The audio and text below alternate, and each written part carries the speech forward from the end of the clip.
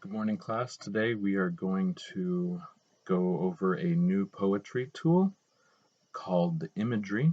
Imagery is something that is used in many poems. It's very important to many poems because what it's doing is it's appealing to the reader's senses.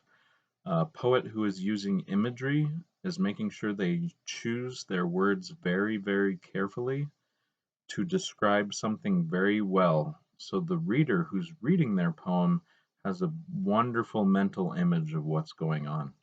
And often, when you're using imagery, you're using at least one, if not many or all, of the five senses. So, when you write a poem today and you try to put imagery into it, think about what sense that you can use to really help paint a really great mental picture for your reader. So, can you describe a smell really well in your poem, or can you describe a sound really well, or something that you see really well, or something that you feel really well, right? Um, Make sure that you use at least one of the senses when you think about how to add imagery to your poem today.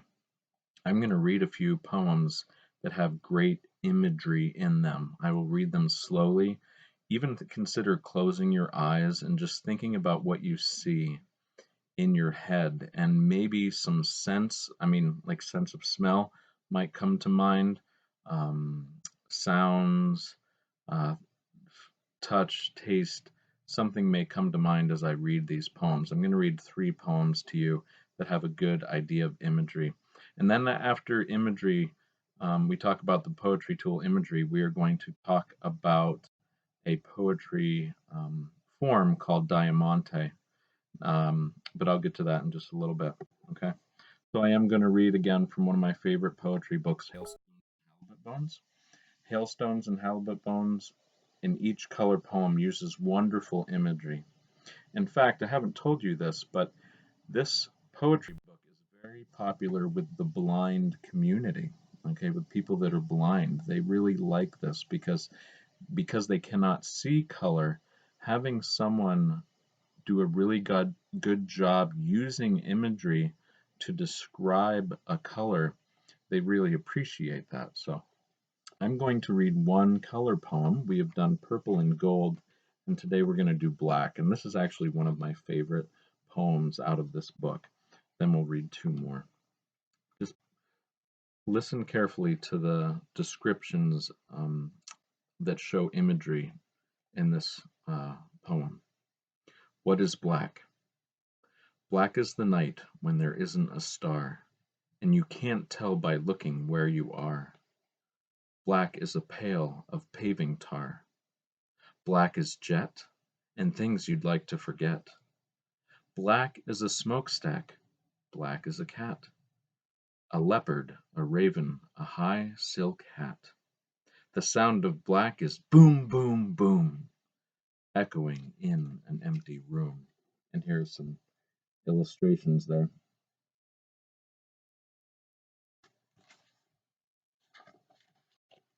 Black is kind.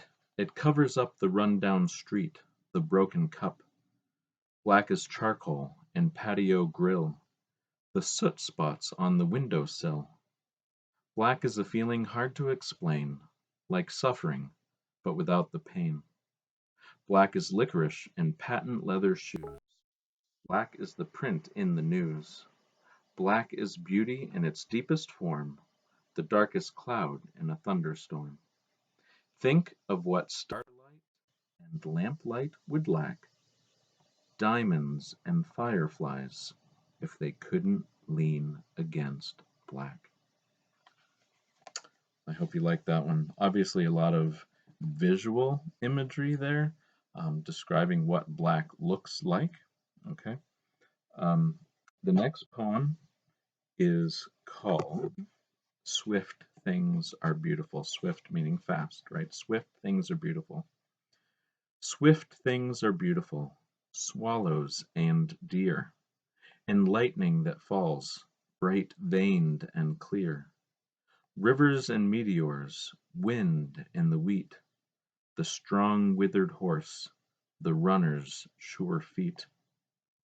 And slow things are beautiful, the closing of day, the pause of the wave that curves downward to spray, the ember that crumbles, the opening flower, and the ox that moves on in the quiet of power. Again, a lot of visual imagery there of things either moving quickly or moving slowly. And the last poem I'm going to read is from this book. Again, it's one of my favorite poetry books. As you can probably have a lot of favorites, but this one has a little bit different imagery. So here we go. It's called Good Hot Dogs. Can you imagine some of the imagery that might be used in that poem? Well, here we go. 50 cents apiece to eat our lunch. We'd run straight from school instead of home. 2 blocks, then the store that smelled like steam. You ordered because you had the money. 2 hot dogs and 2 pops, for here, everything on the hot dogs, except Pickle Lily. Dash those hot dogs into buns and splash on all that good stuff.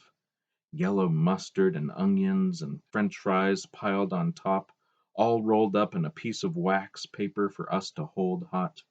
In our hands, quarters on the counter, sit down, good hot dogs. We'd eat fast till there was nothing left but salt and poppy seeds, even the little burnt tips of French fries we'd eat, you humming and me swinging my legs. Think about all the imagery there. There's definitely some visual imagery, but you have smells, you have tastes, you have even the feel of like the wax paper in your hands and the grease. So anyway, those are some poems with imagery being used really well by those poets, being able to, give us, the reader, a really good idea of what they're seeing or smelling or tasting and so on. So a diamante. Okay. Now that might be a little difficult for you to fit some imagery in, but because you are required to use some adjectives, I would ask you to make sure that you're really careful with what adjectives you use, because those adjectives or even verbs can do a great job at creating some wonderful imagery for your reader. Okay. So a diamante has some really specific rules. It's laid out in your Google Classroom and your Google Doc. I'll read it for you, but it is on your document, so make sure you read it again. It is a short poem, and a diamante does form a diamond shape. However, it can be a little bit challenging. So let me just read what I've typed up for you, and then make sure you read it over again if you're struggling. Okay. So a diamante poem is a style of poetry that is made up of 7 lines. The text forms the shape of a diamond. The first line, your topic is in one word. Okay. The second line, 2 adjectives that describe that topic. Your third line, 3 verbs that connect to that topic. Your fourth line, 4 nouns. But here's the tricky part. The first 2 nouns go with the topic that you start with. The second 2 nouns are going to connect with the antonym of your topic, the opposite of your topic. So when you choose your topic to write this poem, what I want you to do is make sure it has a good antonym. Okay? So the fourth line is 4 nouns. The first 2 that connect with the first topic, and the second 2 connect with your last topic, which would be the antonym of your first topic. Okay. The fifth line, 3 verbs that connect to the antonym of your topic. The sixth line, 2 adjectives that describe the antonym of your topic. And then your seventh line is the antonym of your topic, again in one word. So here was the one that I wrote. Cookie, soft, sweet, melting, crumbling, nibbling, sugar, chocolate, salt, cabbage, dripping, smelling, fermenting, crunchy, spicy, kimchi. So that's my Diamante poem. So anyway, please enjoy writing your poem today. Again, a great way sometimes to become a great poet is to read great poetry. So if you have a chance, check out some books out there. I know a lot of things are closed, but If you have any poetry in your house or are able to find any poetry online that is suitable for our unit, please check it out. Maybe I'll find some resources for you. So, anyway, enjoy using imagery today and enjoy writing a Diamante poem today. Make a great day.